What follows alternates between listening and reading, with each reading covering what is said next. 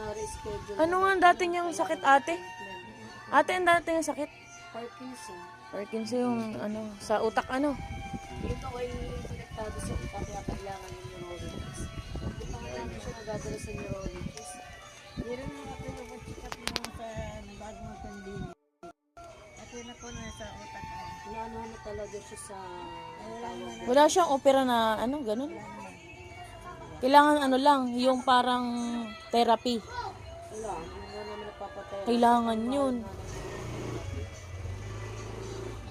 Paano kaya natin maano to, may? Libo, yung mga ganun. Isang set nga yun. Dapat isa lagi sa assistance na, ha? Oo, lagi naman kasama. Para pang therapist na namin. Si Tito dapat ang ano, ano. Sali ka na, yung ano, Hindi. Ang an... Ubad naman ako. Oo. Ay, nagpasa ako nun sa anak ko.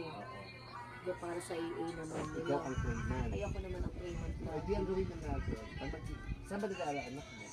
Sa Lukban. Kaya hindi na ako Pwede kasi siya ang claimant, which is educational assistant. Kailangan nakaganon, no? Ito, Tita. for food assistance. So, Ito. Yan. Yan. under Yan, kasi rin yan. ito yung Tapos ganon. Ganon. Stress. Pag ano, pag... Yan. Dahan-dahan lang. Ganyan. Yan. Nagaganyan ka. Pang ano daw yun eh, pang brain ano. Tas ganon, tita. Isa food assistant. Hindi pang therapist Yan. na. 3,000 Yan. at least meron.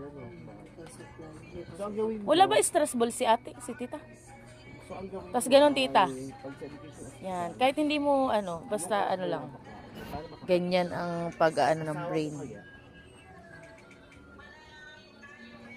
may anak ka na pang ibang